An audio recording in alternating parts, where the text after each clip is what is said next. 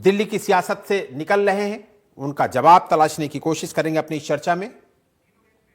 हमारे साथ इस चर्चा में शामिल होने के लिए बीजेपी प्रवक्ता कैप्टन आई सिंह भदौरिया, आम आदमी प्रवक्ता संजीव निगम और पॉलिटिकल एनालिस्ट निरंजन पोद्दार जी हमारे साथ जुड़ चुके हैं। आप तीनों मेहमानों का बहुत बहुत स्वागत करूंगा। संजीव जी, कैप्टन साहब आपका, और निरंजन जी आपका, तीनों का बहुत बहुत स्वागत करूंगा। तो निरंजन जी, जो स्थिति बनी हुई है उससे अब ये तो तय माना जा रहा है कि दिल्ली चुनाव से पहले ही इंडिया गठबंधन तार तार हो जाएगा, क्योंकि कांग्रेस आपके खिलाफ, आप कांग्रेस के खिलाफ, और उससे पहले हम लोगों ने देखा कि टीएमसी भी कांग्रेस को पसंद नहीं कर रही, समाजवादी पार्टी भी कांग्रेस को पसंद नहीं कर रही, आरजेडी नेता लालू जी वो भी कह रहे हैं कि इंडी गठबंधन का नेतृत्व ममता जी को दे दिया जाए। तो कुल मिलाकर जिस मकसद से इंडी गठबंधन बना था, अब उसको लगता है कि, मुझे लगता है कि इंडी गठबंधन के टूटने का वक्त आ गया है। आपका रिएक्शन चाहूंगा इस पे। जी जी। देखिए आलोक जी, जिस दिन इंडिया गठबंधन बना था, मैं उसी दिन से बार बार एक बात कह रहा हूँ कि वास्तविकता ये है कि जिस तरीके से भारतीय राजनीति के अंदर गठबंधन की राजनीति शुरू की, वो दौर हमने देखा है। लेकिन इसके अंदर अब जो जिस तरीके से एक गठबंधन की राजनीति है, आप जो वर्तमान गठबंधन की राजनीति की बात करूं, क्योंकि जो गठबंधन की राजनीति है वो लगभग समझ लीजिए 89-90 के बाद में, दशक के बाद में भारत के अंदर एक जिसको कहते हैं एक जरूरतमंद की राजनीति की। लेकिन अब जो गठबंधन की बात करें हम, उसके अंदर स्वाभाविक गठबंधन की कहीं भी हमें कोई दृष्टि नजर नहीं आती है। और जब भी कोई अस्वाभाविक संगठन गठबंधन होता है तो उसकी उम्र यानी कि उसकी जो परिणति है वो ऐसी होती है। वो इसलिए मैं कह रहा हूं क्योंकि देखिए अस्वाभाविक गठबंधन जिसमें कोई विचारधारा का तालमेल ना हो, जिसके अंदर आप ये समझ लीजिए एक दूसरे के प्रति विश्वास ना हो, जिसके अंदर एक दूसरे के प्रति भरोसा ना हो, तो आलोक जी उसकी परिणति ऐसा होना ही है। क्योंकि जब स्वार्थ का गठबंधन या यूं कह रहे कि आप अपनी राजनीतिक जमीन बचाने का जब गठबंधन करते हैं तो वो क्षणिक और कुछ समय के लिए होता है। और कहीं ना कहीं कांग्रेस की बात करें तो कांग्रेस ने जिस तरीके से लोकसभा चुनावों से पहले जो इंडिया गठबंधन की कमांड अपने हाथ में ली थी, हालांकि ये गठबंधन जो इंडिया गठबंधन है, इसके जो निर्माता है या इसके जो फाउंडर है वो नीतीश कुमार कहे जाते हैं, लेकिन उसके बाद में स्वयं नीतीश कुमार ही गठबंधन छोड़ करके भारतीय जनता पार्टी के साथ चले गए थे जी। यानी कि जो जनक है वो ही पहले चले गए। और उसके बाद में जो ये गठबंधन कांग्रेस के नेतृत्व में आया, कहीं ना कहीं आपने लोकसभा चुनावों के अंदर भी देखा होगा कि जहां जहां जिस चीज का जो स्वार्थ बन पड़ा, उसने अपने स्वार्थ की सिद्धि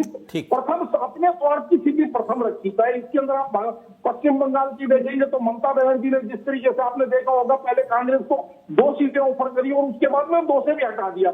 जिस तरीके से समाजवादी पार्टी की बात करें उत्तर प्रदेश में, तो आपने देखा होगा कि समाजवादी पार्टी ने अपनी शर्तों के ऊपर अपनी इच्छा अनुसार सीटें दी और अपनी जितनी उसकी इच्छा थी उतनी सीटों पर चुनाव लड़ने के लिए बाधित किया। हम दिल्ली की बात करें तो दिल्ली के अंदर भी कहीं ना कहीं कांग्रेस यहाँ पे कॉम्प्रोमाइज करती हुई नजर आई, जिसका उनको कोई लाभ नहीं हुआ। और अब जो वर्तमान की बात करें तो क्योंकि जो गठबंधन की जितनी भी पार्टियां हैं वो कहीं ना कहीं कांग्रेस का ही राजनीतिक स्टैग लेकर के अपने आप को उन्होंने अपनी राजनीतिक जमीन बनाई है। अब वो नहीं चाहते कि कांग्रेस दोबारा से पुनर्स्थापित हो, दोबारा से पुनर्जीवित हो।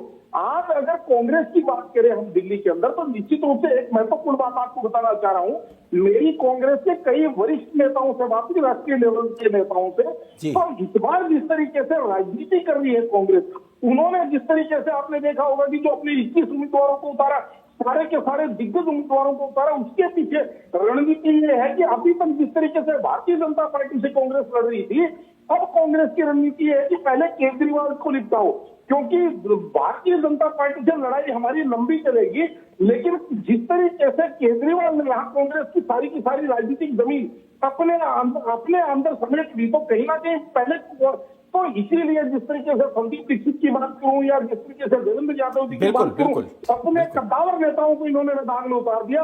कहीं ना कहीं आम आदमी पार्टी को यह लग रहा है कि अब कांग्रेस अगर यहाँ से रिवाइव करती है तो वो आम आदमी पार्टी के लिए बड़ी मुसीबत का सबब बनेगी। जी बिल्कुल बिल्कुल, बहुत इंपॉर्टेंट बात कही है आपने। निरंजन जी, ये सवाल बार बार उठता है कि दिल्ली की राजनीति में बीजेपी के पास सीएम फेस नहीं है।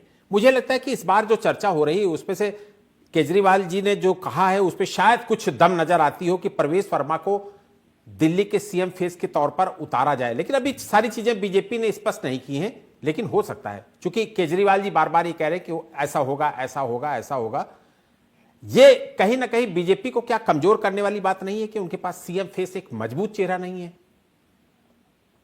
देखिए आलोक जी, निश्चित रूप से आपका सवाल बहुत महत्वपूर्ण है। थोड़ा सा समय देके चलिएगा। मैं एक चीज बार बार कहता हूं कि जिस तरीके से भारतीय जनता पार्टी दिल्ली के अंदर चुनाव लड़ती है या दिल्ली की जो राजनीति करती है, ये मेरे समझ से परे की चीज है। मैं उस चीज में जब विश्लेषण करता हूं तो मैं देखता हूं पूरे भारत के अंदर भारतीय जनता पार्टी जब राजनीति करने के लिए जाती है तो विपक्ष अपने पिच पे खेलने के लिए मजबूर करती है। लेकिन जब वही भारतीय जनता पार्टी दिल्ली की राजनीति में आती है तो कहीं ना कहीं अरविंद केजरीवाल जी या आम आदमी पार्टी के पिच पे खेलना चालू कर देती है, जिसका नुकसान इनको बार बार उठाना पड़ता है। और रही बात चेहरा और जिस तरीके से नीति और रणनीति की, तो निश्चित रूप से आप इस चीज को मानते चलिए कि दिल्ली के अंदर जो भारतीय जनता पार्टी की ताकत है वो भारतीय जनता पार्टी की सबसे बड़ी कमजोरी है। और भारतीय जनता पार्टी की ताकत ये है कि दिल्ली के अंदर उसके पास बहुत वरिष्ठ और बहुत बड़े बड़े नेता है, लेकिन ये इनकी सबसे बड़ी कमजोरी बनी हुई है। क्योंकि जिस तरीके से दिल्ली भाजपा गुटों में बटी हुई है, या यूं कहें कि जिस तरीके से यहाँ पे खेमेबंदी चलती है, ये सर्वविदित है, इसमें कोई किंतु परंतु नहीं। और इस बार का चुनाव थोड़ा सा मुझे अलग नजर आ रहा है, या कुछ जिसको कहते हैं हट करके नजर आ रहा है। वो इसलिए क्योंकि जो अरविंद केजरीवाल जी की बॉडी लैंग्वेज और आम आदमी पार्टी की बॉडी लैंग्वेज में भी आपको एक चीज दिखाई देगी कि वो भी अपने आप को मुसीबत में फंसे हुए देख रहे हैं। उनको ये पहली बार ऐसा लग रहा है कि उनको अपने राजनीतिक रूप से संकट का सामना उनको करना पड़ रहा है। उसके दो तीन बिंदु मेरी समझ में है। पहला बिंदु ये है कि आज तक अरविंद केजरीवाल जी की 3 यूएसपी थी, यानी कि उनके तर्कस में 3 चीज जो जनता को सीधा प्रभावित किया करते थे। पहला कि ईमानदार राजनीति, दूसरा अलग प्रकार की राजनीति, और तीसरा फ्री बीज की बात। तो इस बार जो चुनाव है उसके अंदर कहीं ना कहीं वो जो 2 तीर जो पहले वाले थे, यानी कि ईमानदार राजनीति, वो कहीं ना कहीं उनके अब ये मेरे हिसाब से वो नकाब उतर चुका है। और दूसरा जो अलग प्रकार की राजनीति, कहीं ना कहीं जनता उस अलग प्रकार की राजनीति से भी आगे जा चुकी है। क्योंकि चुनाव जीतने के बाद में जिस तरीके से केवल और केवल एलजी की तरफ उंगल कर देनी, अगर कोई समस्या है कभी हरियाणा पे डाल देना, कभी यूपी पे डाल देना, कभी किसी और पे डाल देना, कभी हिमाचल पे डाल देना। तो कहने का तात्पर्य है जनता ये चीज भी देख चुकी है कि ये रोंदू राजनीति जनता कहीं से कहीं तक पसंद नहीं करेगी। केवल एक चीज बची और वो है फ्री बीज की राजनीति। अब वो कितनी असरकारक होती है, कितनी आगे जाकर के प्रभावित होती है, ये देखने वाली बात है। लेकिन यहाँ पे महत्वपूर्ण बात यह है कि भारतीय जनता पार्टी का जो अभी तक का मैं जो चुनाव अभियान देख रहा हूं या चुनाव प्रचार देख रहा हूं, भारतीय जनता पार्टी वही गलतियां दोबारा से कर रही है जो इन्होंने 15 में करी थी, जो इन्होंने 20 में करी थी। कहीं ना कहीं वो की वही गलतियां मुझे करते हुए दिख रहे हैं। तो ऐसा लग रहा है कि जमी जमाई पिच पे कहीं Bharatiya Janata party hit wicket ना हो जाए। जी बिल्कुल बिल्कुल, बहुत इंपॉर्टेंट बात। मुझे लगता है जी कि ठीक है निरंजन जी, मिलने की संभावना है। ठीक है निरंजन जी भदौरिया। पोद्दार जी आपका भी बहुत बहुत शुक्रिया करूंगा।